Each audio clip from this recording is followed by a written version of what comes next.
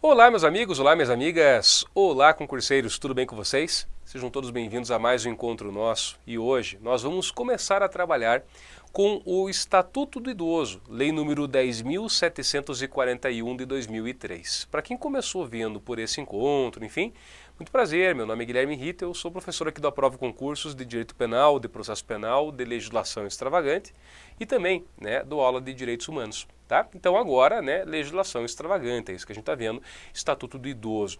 E aí, para que não ficasse uma aula enorme, eu dividi em várias etapas. Então, por exemplo, esse primeiro encontro vai ser um encontro curto. Nós vamos falar sobre as disposições preliminares da lei, que vão do artigo 1º até o artigo 7º, tá? Então um encontro um pouco mais tranquilo, mais leve para a gente ter noções aqui realmente introdutórias da lei.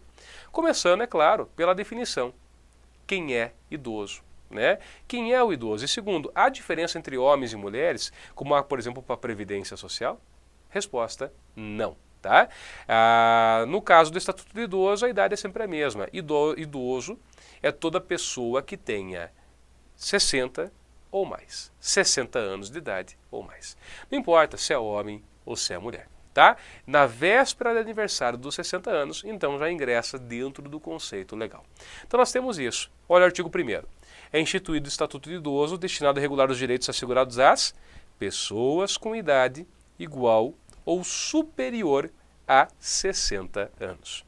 Até há uma curiosidade, porque o Estatuto do Idoso vai trazer uma prioridade para idosos, mas essa prioridade, já existe uma prioridade dentro dela agora, que são aqueles idosos ainda mais idosos, aqueles que vão ter aí mais de 80 anos. Vocês vão acompanhar comigo daqui a pouco. Mas antes disso, então, veja só.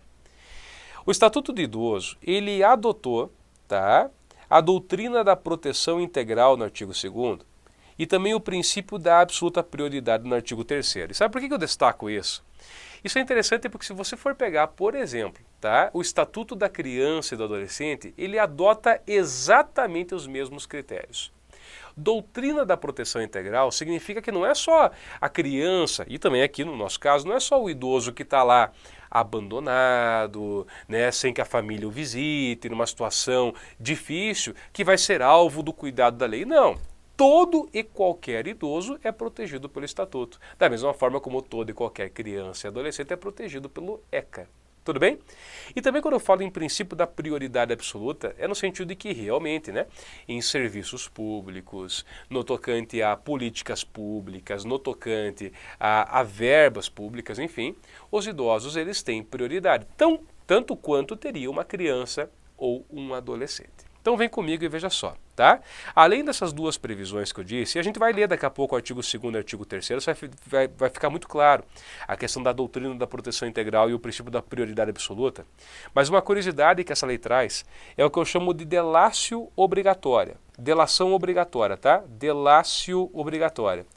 Ela diz que todo cidadão tem o dever de comunicar à autoridade competente qualquer forma de violação do estatuto que tenha testemunhado ou de que tenha conhecimento.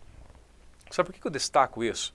Porque a regra do nosso direito, a regra é que não haja crime, não haja nenhuma obrigação de você delatar nada. Explico, digamos que você tem um vizinho que é traficante.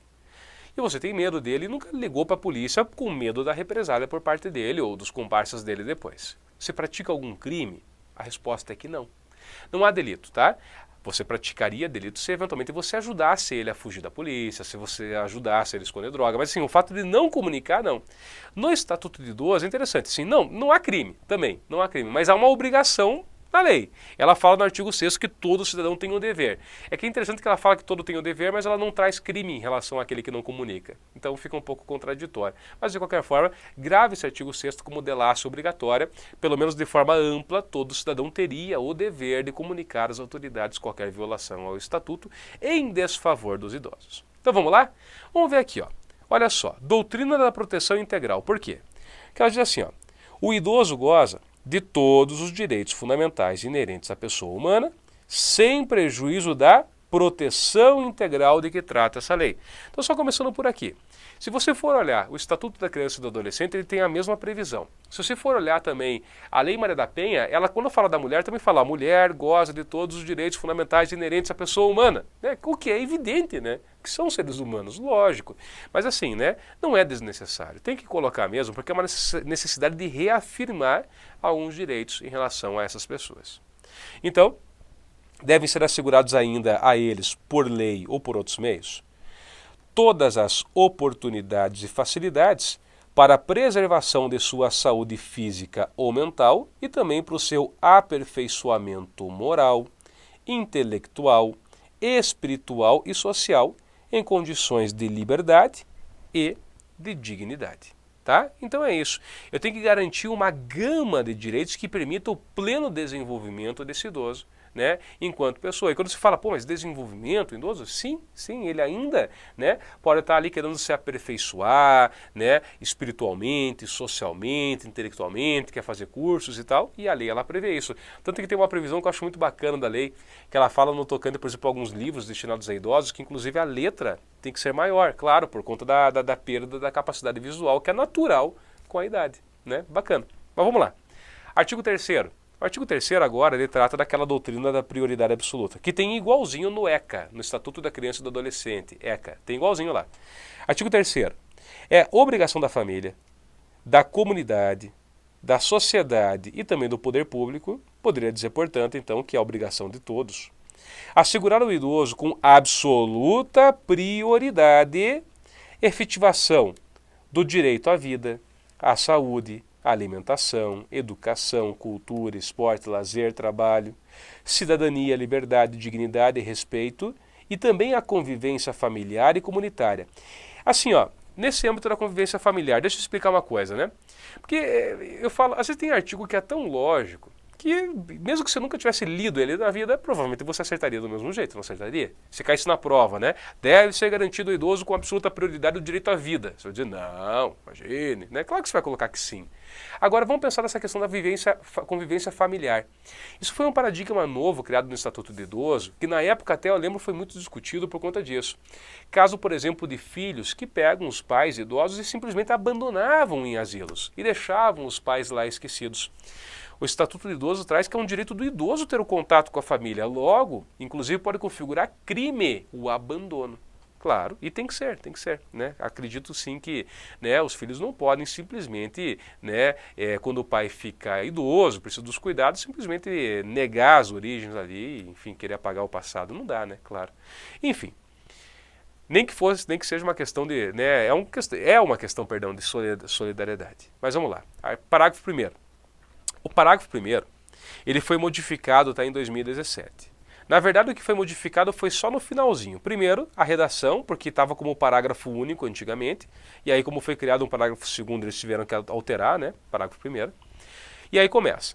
A garantia da prioridade compreende o atendimento preferencial imediato e individualizado junto a órgãos públicos e privados, prestadores de serviços à população.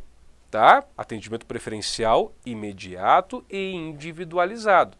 Então não é à toa, né, que se vai num supermercado, que você vai num banco, tem que ter caixas preferenciais, filas preferenciais, vagas preferenciais, inclusive da vaga tem previsão expressa também aqui no Estatuto. Né? E aí o que eu falo também é interessante, veja que é mais, né, do que só uma vaga preferencial, uma fila preferencial. Eu já notei por vezes, chegando em bancos, que às vezes a fila normal corre mais rápido do que a fila dos idosos, que aí deixa-se um caixa para atender idosos e todos os outros atendendo as demais pessoas. E aí você descumpre completamente com o objetivo da lei. Evidentemente, porque veja, quando a lei ela fala que tem que ter ali um atendimento preferencial, né, não é no sentido de colocar um atendimento ainda mais lento, pelo contrário, né, quando a lei fala que é individualizado e quando ela fala que é imediato, é para agilizar. Então não faz sentido ele ser atendido em período, né, menor do que os demais, tá? Então é isso. Então eu falo, se eventualmente tem vários caixas, não pode ser só um prioritário, tem que ter mais pessoas devem atendê-los, para que pelo menos fique um pouco mais rápido do que o das outras pessoas. Continuando, preferência na formulação e execução de políticas sociais públicas específicas. Tá? Tanto os idosos, repito, quanto crianças e adolescentes têm essa preferência. Inciso 3. destinação privilegiada de recursos públicos nas áreas relacionadas com a proteção do idoso. Então, não só na formação da política pública, mas no próprio recurso público. Ainda, viabilização de formas alternativas de participação, ocupação e convívio do idoso com as demais gerações. Isso é muito bacana, né? Fazer com que o idoso possa conviver e possa compartilhar a sua experiência. Então tem que se criar programas, eventos, enfim, para que ele possa fazer isso, tá? Inciso 5. Priorização do atendimento do idoso por sua própria família. Opa, se você voltar, me permitam, tem a ver com convivência familiar. Então, a prioridade no atendimento pela própria família, em detrimento do atendimento asilar, exceto aqueles que não a possuam, o cara não tem família, ou que careçam de condições de manutenção da própria sobrevivência. Então, essa foi uma mudança de paradigma bem importante com o Estatuto do Idoso. Então, assim, atendimento asilar, em último caso, se tem família, a família pode cuidar, essa é a preferência, tá? Agora, claro, né, a gente sabe que infelizmente a realidade brasileira é uma realidade por vezes cruel. Então pode ter uma família ali que não tenha condição nenhuma de cuidar do idoso, não tem dinheiro nenhum. O idoso precisa realmente de cuidados maiores com saúde, imagina que precisa de enfermeira e tal. Aí tem que ir para o asilo, claro. Inciso 6. Capacitação e reciclagem dos recursos humanos nas áreas de geriatria e gerontologia e na prestação de serviços aos idosos. Então, para que se tenha profissionais que possam tratar dos idosos e que sejam, né, tenham um conhecimento específico disso, né? Então, tem que se incentivar essa área. Estabelecimento de mecanismos que favoreçam a divulgação de informações de caráter educativo sobre os aspectos biopsicossociais do envelhecimento, né? Também para que isso seja, né, isso seja compartilhado o conhecimento, né? E realmente o que acontece, quais são, né, os efeitos do envelhecimento, né? Porque a gente, claro, de forma genérica todo mundo sabe, mas especificadamente como tratar, como cuidar dos idosos e assim por diante, isso é muito importante. Isso é muito importante.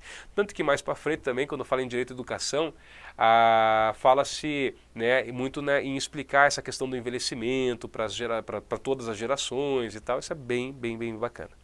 Inciso 8º. Garantia de acesso à rede de serviços de saúde e assistência social locais, tá? Então, para que ele tenha realmente, claro, que a gente sabe que pelo SUS todos têm que ter acesso, mas em especial para os idosos. E em 2008 foi acrescentada aqui o inciso 9, que trouxe a prioridade no recebimento da restituição do imposto de renda. Tá? Sabe aquela que todo ano o pessoal fica, né, de olho e tal, para ver se vai ter direito à restituição? Pois bem, os idosos devem estar ali na frente. Tá?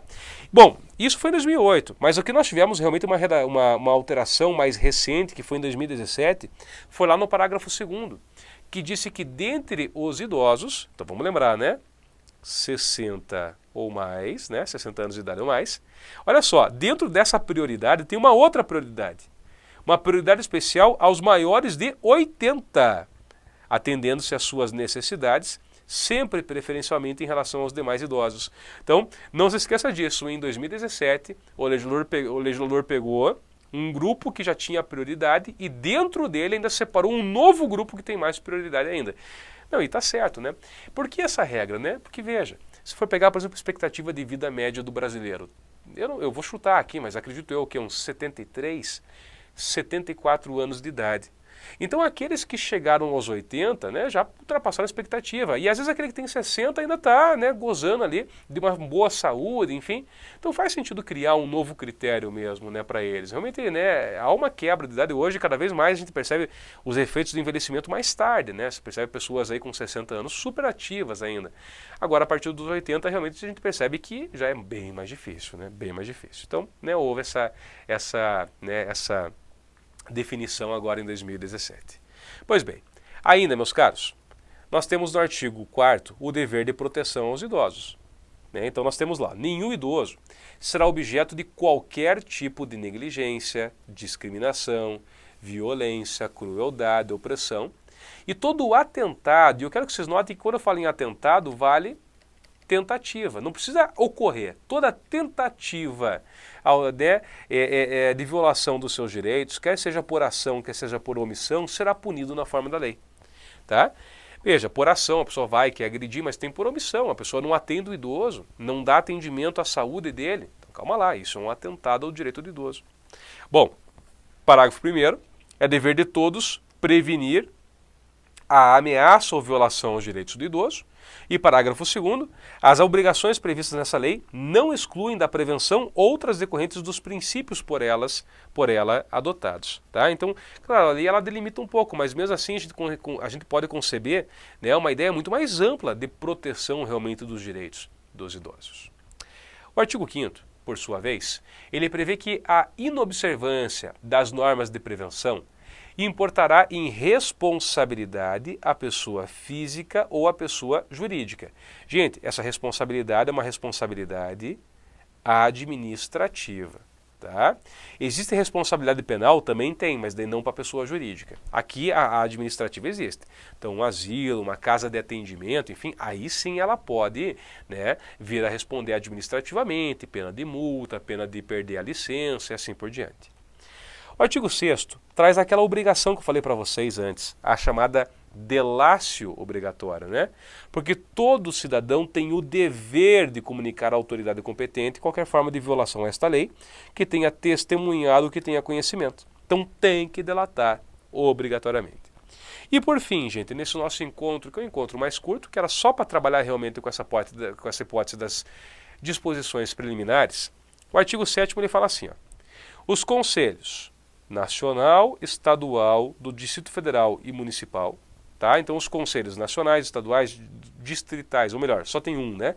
Do Distrito Federal e municipais do idoso, previstos na Lei 8.842 de 94, eles devem também zelar pelo cumprimento dos direitos do idoso definidos nessa lei. Era só que faltava, né? Um conselho do idoso não zelar pelos direitos do idoso. Então, claro, então veja que tem conselhos em todos os âmbitos, desde o município, sabe, um pouquinho vai para o estado, sabe, um pouquinho vai para a União, tem que ter em todos os âmbitos, e claro, eles também servem aí para proteger os direitos dos idosos. Fechado? Com isso, meus caros, a gente chega ao encerramento então desse primeiro encontro sobre o Estatuto, mas teremos muitos mais ainda, tá? Para cada tópico a gente vai trabalhando aqui dentro do encontro para não ficar algo muito cansativo para vocês. É isso, muito obrigado, fiquem todos com Deus, bons estudos, e até uma próxima oportunidade.